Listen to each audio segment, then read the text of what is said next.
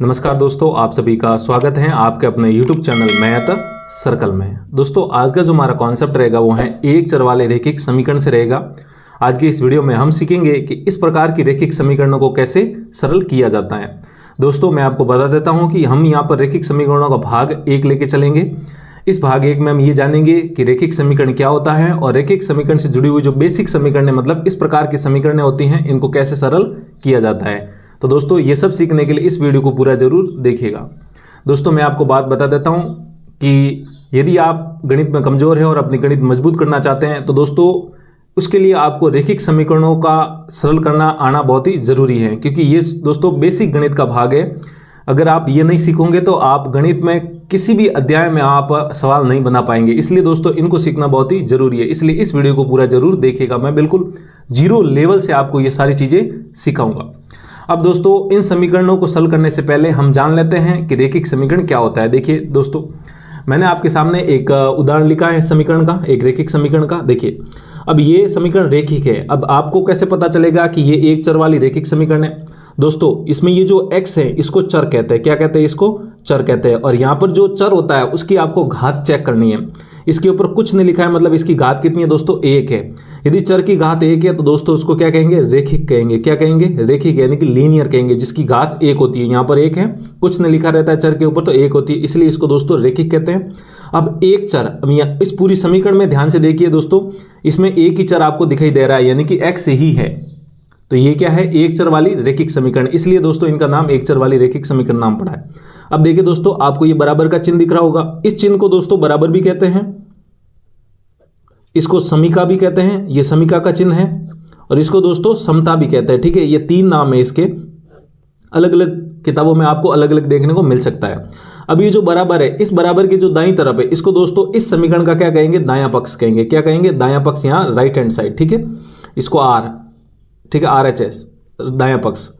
और जो दोस्तों बराबर के इस बाएं तरफ है इसको कहेंगे बायां पक्ष, बायां पक्ष। ठीक है, यानी कि लेफ्ट हैंड साइड LHS। ठीक है, ये समीकरण के 2 भाग होते हैं, एक बायां पक्ष होता है और एक दोस्तों दायां पक्ष होता है। ठीक है, इसमें ये चर होता है और ये जो बाकी संख्या होती है ये दोस्तों क्या कहलाती है? अचर कहलाती है। मैं आपको थोड़ा सा संक्षेप में बता देता हूं कि चर और अचर क्या होते हैं। देखिए ये चर दोस्तों ऐसे मान होते हैं जो मान बदलते रहते हैं। ठीक है, x - 2x y x², ऐसे आपने गणित में बहुत सारे चर देखे होंगे, L B C alpha beta gamma etcetera. आप कुछ भी कह सकते हैं, जो भी आपको मन पड़े वो कह सकते हैं, बस उसका मान बदलता रहना चाहिए। वो क्या कहलाएंगे दोस्तों? चर कहलाएंगे। और अचर हमारी जितनी भी वास्तविक संख्या है वो सब दोस्तों क्या है? अचर है। ठीक है, नहीं आप -1 माइनस की संख्या 1/2 भिन्न ले लीजिए, 0 ले लीजिए, √2 यानी कि अपरिमेय संख्या ले लीजिए, -3/2 -5.2 1.3 दशमलव वाली कितनी भी संख्या ले लीजिए, जितनी भी वास्तविक संख्या है वो सब दोस्तों क्या है?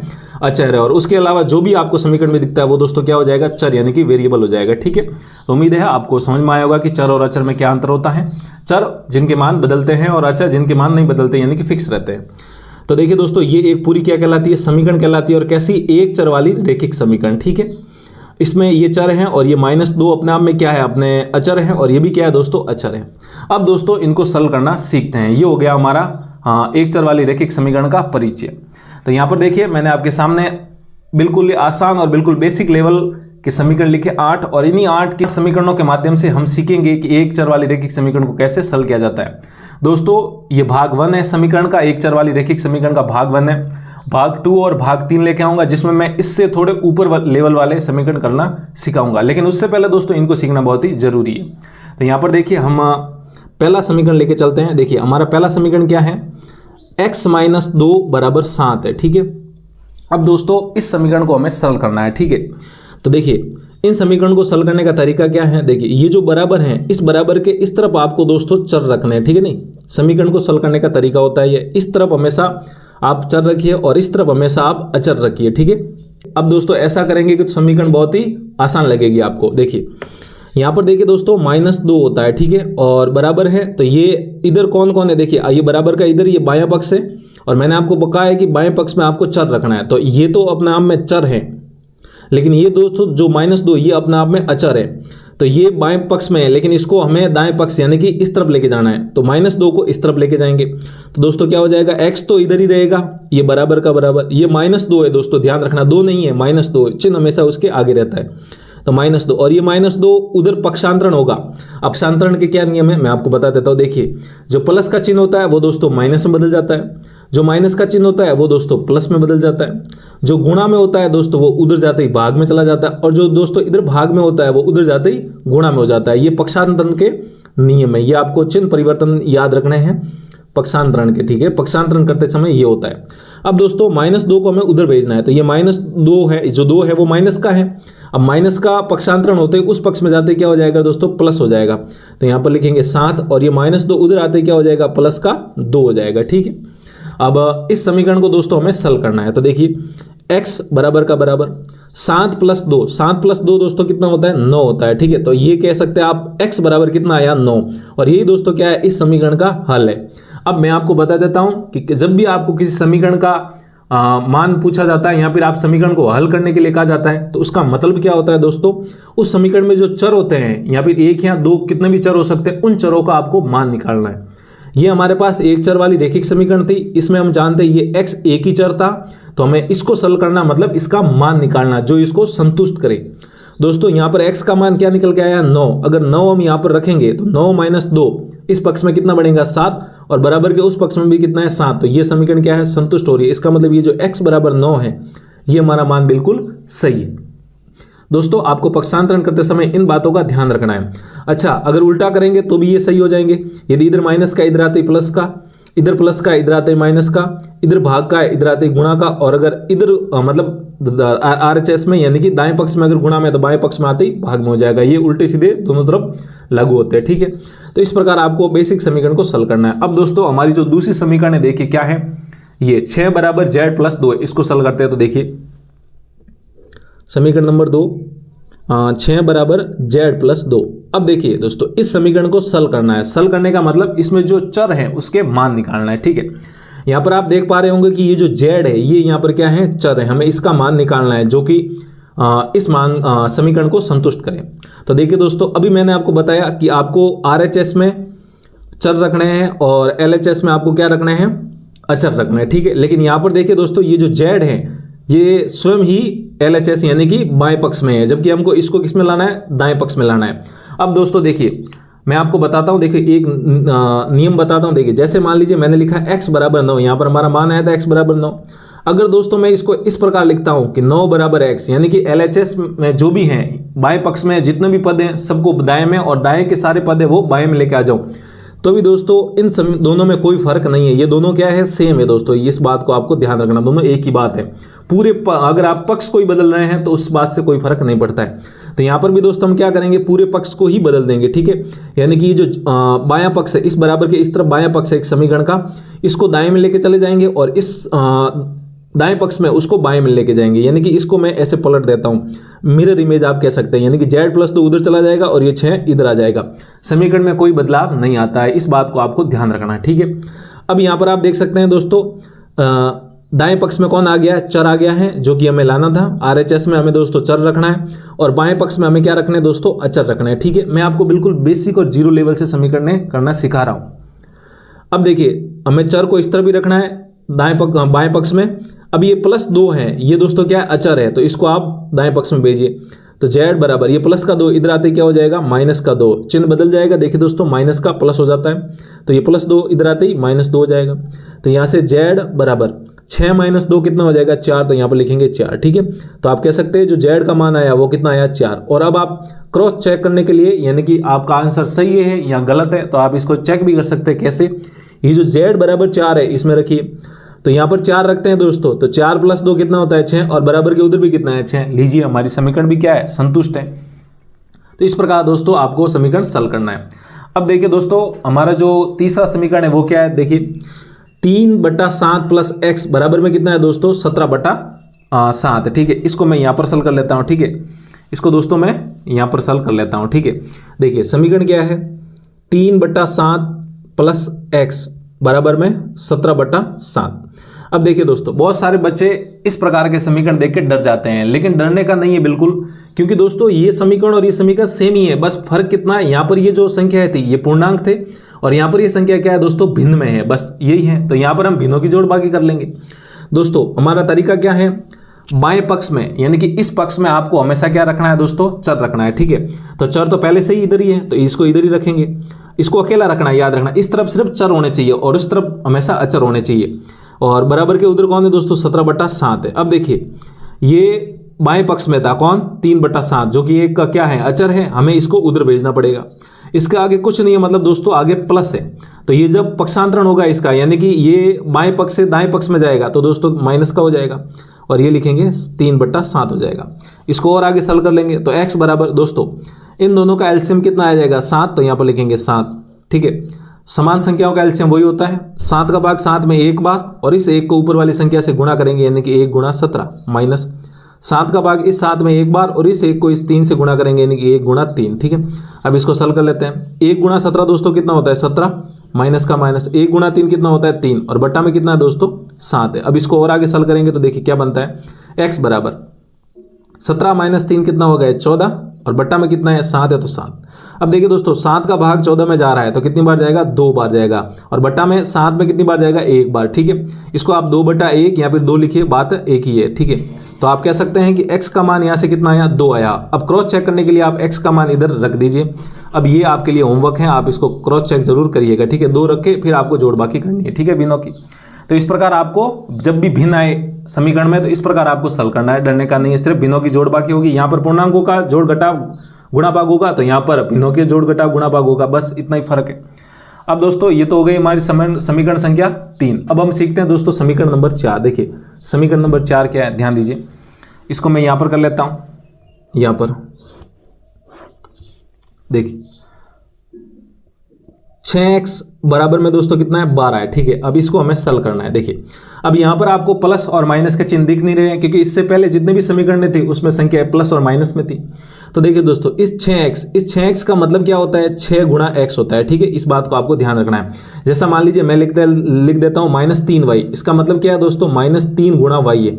ये जो चर होते हैं ये हमेशा अचर के साथ गुणा में रहते हैं, अगर इस प्रकार लिखा रहता है। जैसे मैं लिख लेता हूँ 2xy, इसका मतलब दोस्तों क्या है, 2 × x × y है, ठीक है। ये तीनों आपस में गुणा में, ठीक है। तो यहाँ पर भी देखिए दोस्तों ये 6x का मतलब कितना है, 6 × x है, तो आप यहाँ पर इसको ऐसा लिख सकते हैं। आपके समझाने के लिए मैं ऐसा लिख रहा हूँ, 6 × x बराबर कितना है, 12 है, ठीक है। अब देखिए हमें इस पक्ष में दोस्तों क्या रखना है, सिर्फ चर रखना है, सिर्फ चर। तो यहाँ पर ये चर x है और ये क्या है, अचर है। अब ये अचर इसके गुणा में है। इससे पहले वाले समीकरणों में जो अचर थे चर के साथ जोड़ में या फिर घटाव में थे, लेकिन यहाँ पर तो गुणा में है। और मैंने आपको अभी बताया पक्षांतरण के नियम में कि भाई प्लस का माइनस का हो जाता है, माइनस का उधर पक्षांतरण होने पर उस पक्ष में यानी पक्ष बदलने में प्लस हो जाता है। गुणा का चिन्ह हमेशा किस में चला जाता है दोस्तों, भाग में चला जाता है, ठीक है। तो आपको भी यहाँ पर यही करना है। अब हमें यहाँ पर इस पक्ष में x ही रखना है, यानी कि बाएं पक्ष में चर रखना है, तो यहाँ पर लिखेंगे चर। 12 उधर पहले से ही है। अब ये 6 दोस्तों यहाँ पर गुणा में है तो इस पक्ष में जाएगा, तो अभी बताया मैं गुणा का हमेशा किस में बदल जाएगा, भाग में, तो यहाँ पर लिखेंगे भाग और 6 हो जाएगा। अब दोस्तों आप इसको ऐसा भी लिख सकते हैं, कहीं कहीं आप ऐसा लिखा दिखेंगे, ठीक है, नहीं कहीं कहीं आप ऐसा लिखा दिखेंगे, यानी कि ये 6 गुणा में है, इधर आते ही भाग में, तो 12/6। दोस्तों ये और ये दोनों सेम ही है, अलग अलग नहीं है, ठीक है। इसका मतलब क्या है, 6 का भाग 12 में, तो 6 का भाग 12 में 6 × 6 6 दूनी 12, कितनी बार जाएगा, 2 बार। और इसका भी मतलब यही है, 6 का भाग 12 में कितनी बार जाएगा, 2 बार, और 6 में 1 बार। अब 2/1 लिखो चाहे 2 लिखो, एक ही बात है।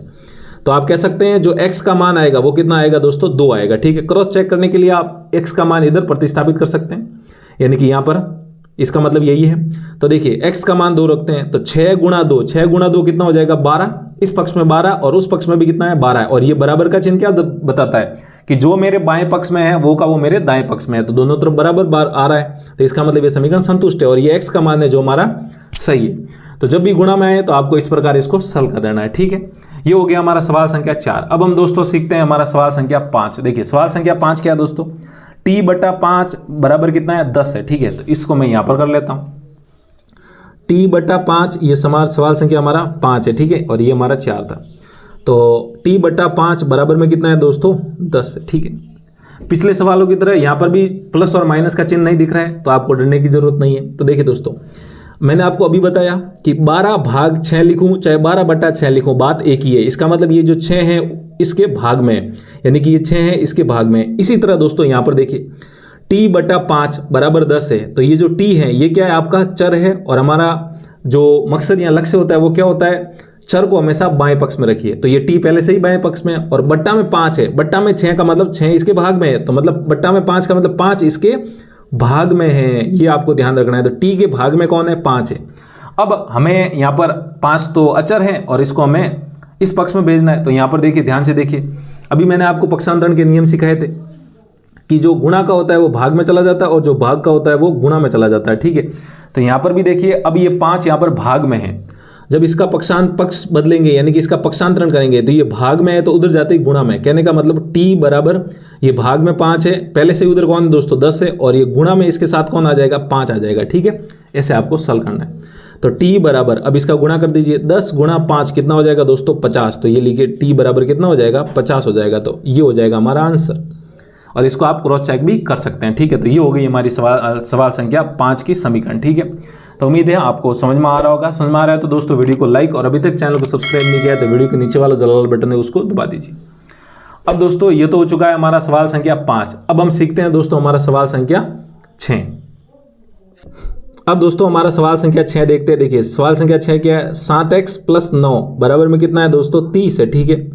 इस समीकरण को हमें सरल करना है। अब ये समीकरण जो पहले आई हुई समीकरण है उनसे काफ़ी अलग है, लेकिन दोस्तों इनका जो बेसिक भाग है यानी कि जो कॉन्सेप्ट है वो ही रहेगा जो हमें पहले लगा रहे थे, ठीक है।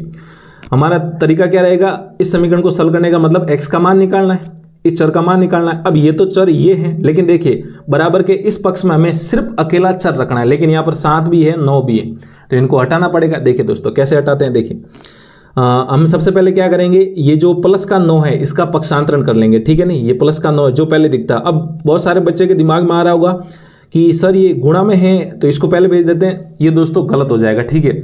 आपको जब भी इस प्रकार के समीकरण दिखे हमेशा आपको प्लस और माइनस वाला पक्षांतरण पहले करना है, उसके बाद आपको गुणा और भाग वाला करना है, ठीक है। तो यहाँ पर ये प्लस का 9 है, इसका पक्षांतरण करते हैं तो उधर चला जाएगा। तो देखिए यहाँ पर लिखेंगे 7x बराबर में बराबर 30 पहले से ही उस पक्ष में है, ये प्लस का 9 इधर जाएगा तो कितना हो जाएगा? माइनस का 9। अभी हमने सीखा कि प्लस माइनस में हो जाता है, माइनस प्लस में हो जाता है, गुणा भाग में हो जाता है और भाग गुणा में हो जाता है। इसको सरल करते हैं तो देखिए 7x बराबर 30 - 9, 30 - 9 दोस्तों कितना हो जाएगा? 21। तो यहाँ पर लिखेंगे 21, ठीक है। अब ये अभी मैंने आपको सिखाया, देखिए ये समीकरण मैंने अभी आपको, ये उसी की जैसी बन गई। देखिए 6x बराबर 12 के जैसे बन गई ये समीकरण। तो इसको भी अभी जैसे सरल किया था वैसे ही करेंगे। देखिए 7x बराबर 21 हो गया। तो मैंने आपको बताया कि 7x का मतलब, जैसे 6x का मतलब 6 गुणा x है, तो 7x का मतलब 7 गुणा x, यानी कि इसको आप ऐसा भी लिख सकते हैं 7 गुणा x बराबर 21 हो जाएगा। अब दोस्तों हमें तो x का मान निकालना है, यानी कि इस पक्ष में हमें सिर्फ चर रखना है। तो ये गुणा में 7 है, तो ये जो गुणा में इधर जाएगा तो भाग में, यानी कि x बराबर 21 और भाग में कौन चला जाएगा? 7। अब आप इसको आप ऐसा भी लिख सकते हैं या लगाकर कि x बराबर 21/7 भी आप इसको लिख सकते हैं। अब 7 का भाग 21 में कितनी बार जाएगा? 7 एकम 7, 7 दूनी 14, 7 3 21, यानी कि 3 बार, ठीक है। और यही हमारा आंसर है। और इसका भी आप इस प्रकार लगा सकते हैं कि 3/1, या फिर इसको आप 3 रखिए, दोनों एक ही बात है। तो आप कह सकते हैं इस समीकरण का जो हल यानी कि जो x का मान है वो कितना है? 3 है।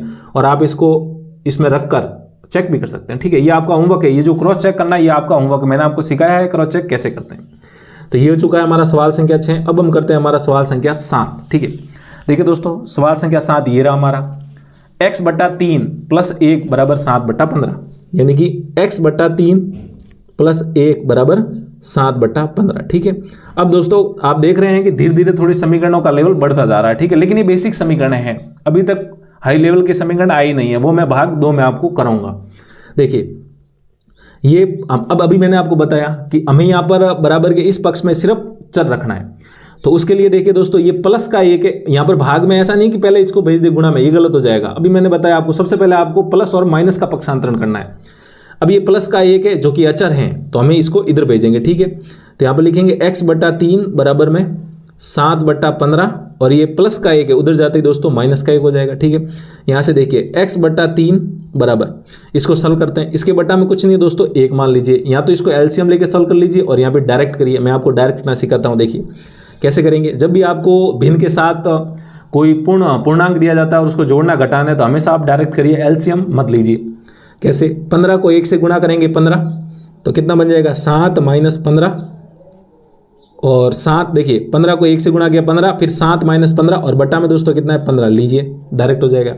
इसको आप सरल कर लेंगे तो देखिए सरल करते हैं तो x/3 बराबर 7 माइनस 15 कितना हो जाएगा दोस्तों, माइनस का 8 हो जाएगा, क्योंकि 15 बड़ा है माइनस का है, और बट्टा में कितना हो जाएगा, 15 हो जाएगा। ठीक है, अब हमें यहाँ पर x का मान निकालना है, जबकि x के बट्टा में कौन है दोस्तों, 3 है, बट्टा में मतलब भाग में 3 है, तो ये 3 उधर जाएगा तो गुणा में चला जाएगा, मतलब x बट्टा 3 सॉरी x बराबर x ही रहेगा इधर। तो ये माइनस का 8 बट्टा 15 पहले से ही है, ये 3 भाग में इधर आते ही दोस्तों कितना में चला जाएगा, गुणा में चला जाएगा। ठीक है, अब इसको सॉल्व करते हो तो देखिए x बराबर 3 का भाग इसमें कितनी बार जाएगा दोस्तों, 5 बार, 3 एकम 3, 3 दूनी 6, 3 3 9, 3 चौके 12, 3 पंजे 15, यानी कि 5 बार। ठीक है, और माइनस 8 बट्टा 5, और यही हमारा क्या हो जाएगा दोस्तों, आंसर हो जाएगा। ठीक है, इस प्रकार आपको ऐसे समीकरणों को सॉल्व करना है। देखिए दोस्तों, मैं आपको बार बार बेसिक से बता रहा हूं, लेकिन जब आप बहुत सारी प्रैक्टिस कर लेंगे इन समीकरण की, तब आपको ये बेसिक याद रखने की जरूरत नहीं है, आपका दिमाग सीधा काम करेगा कि भाई कैसे इन समीकरण को सॉल्व करना है। ठीक है, तो ये चुकी है हमारी सवाल संख्या 7 की समीकरण। अब हम करते हैं हमारी अंतिम सवाल,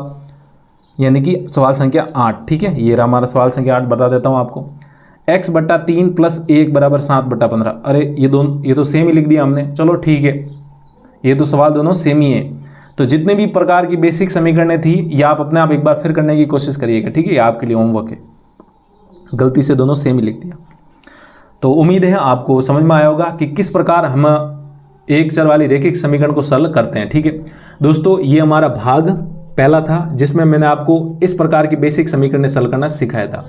बहुत जल्द ही हम इसका भाग 2 लेके आएंगे, जिसमें इससे ऊपर लेवल वाली हम समीकरण करना सीखेंगे। तो उम्मीद है आपको समझ में आया होगा। समझ में आया तो दोस्तों वीडियो को लाइक कीजिए, और अभी तक चैनल को सब्सक्राइब नहीं किया है तो वीडियो के नीचे वाला जो लाल बटन है उसको दबा दीजिए। आज के लिए इतना ही रखते हैं, जल्दी मिलते हैं हम ऐसी एक बेसिक गणित से जुड़ी हुई वीडियो के साथ। तब तक के लिए आप पढ़ते रहिए, मस्त रहिए और हंसते रहिए।